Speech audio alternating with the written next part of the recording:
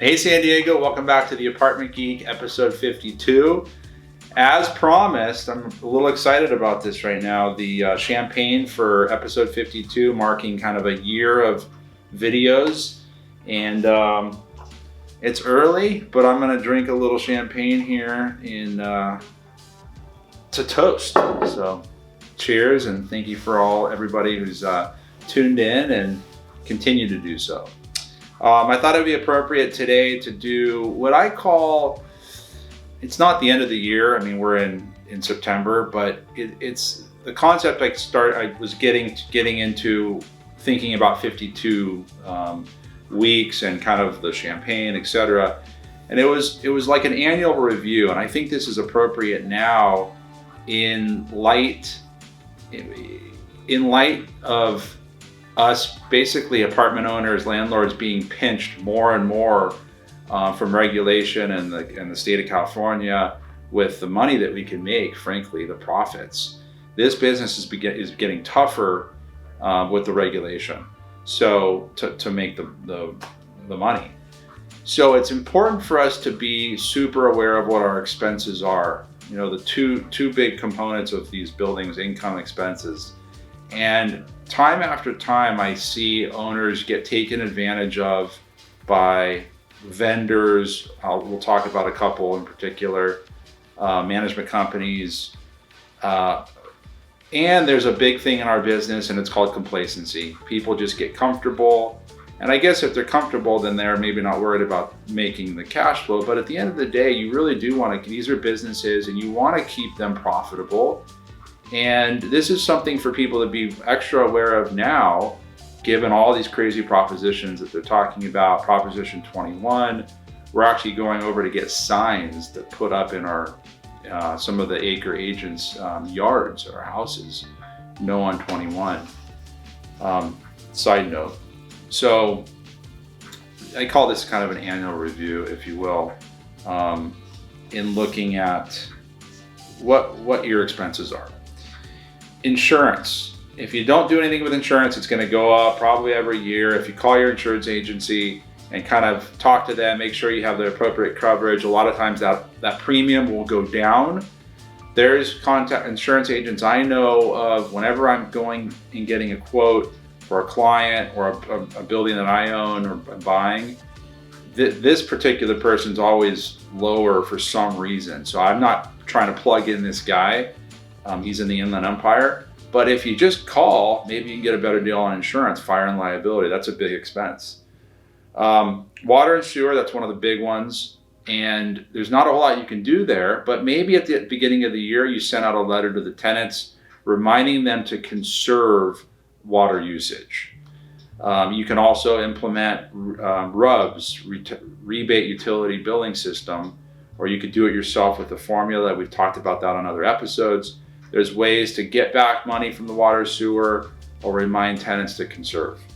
SDG&E, not a whole lot you can do there. It's a city deal, and the thing you can do is you can go look and see if you have a bunch of high usage lights, and you can exchange those for LEDs. There's new hot water systems that are going to be more efficient.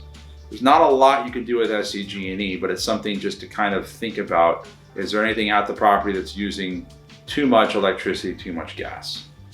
Pest control. I sent out an email a couple of weeks ago. I'm invested in a company here in San Diego, a great group of guys that's running this, and women.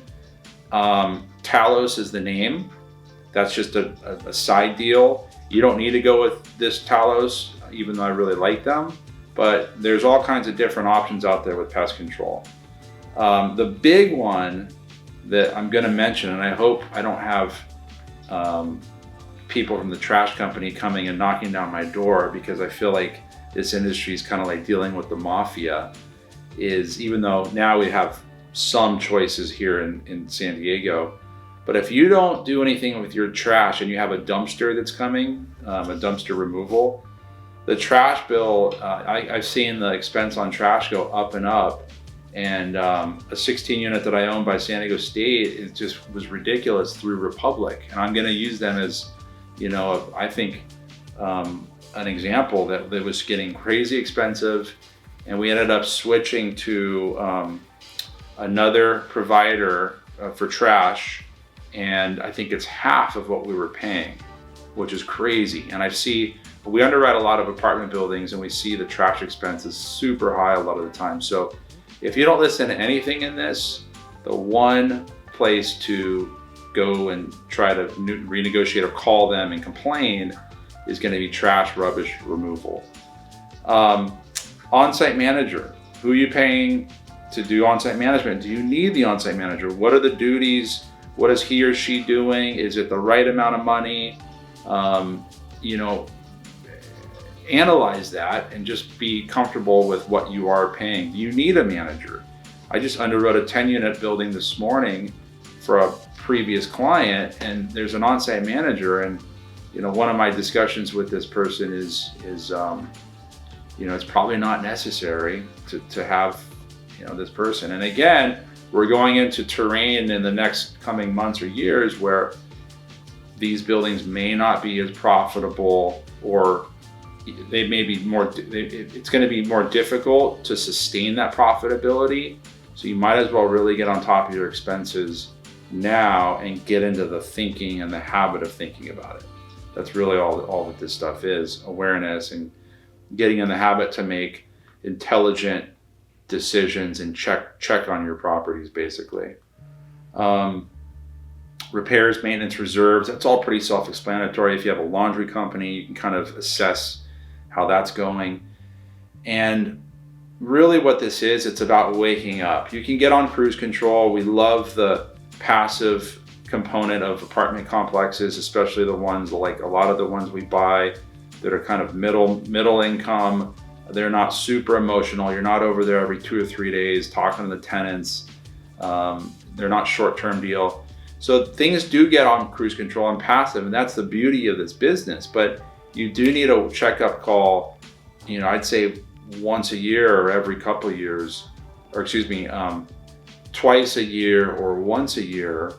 And what you can do is set something in your calendar or on your smartphone.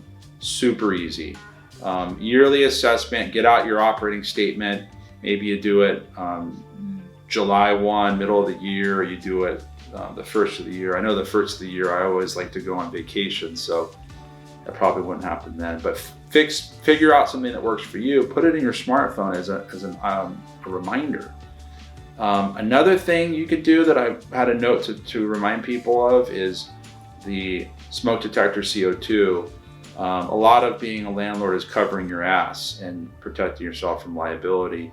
So what you can do, maybe at the same time you're doing an assessment, is do a little safety check with all your units throughout the whole portfolio. Have your manager provide 24-hour notices, go in, check for CO2, smoke detector, running toilets, etc. You can do that maybe once a year, and it's gonna protect you. You're documenting what you're doing to protect, frankly, the safety of the tenant, the safety of the property. You put that in the file. We did the safety inspection. We checked on these things. Have smoke detector, carbon monoxide detector, leaky toilets, leaky faucets. Check the shower faucet to make sure that's not leaking. A lot of times when you go into these units, you're going to see things that are problems, and the water is a big problem because we know how expensive it is.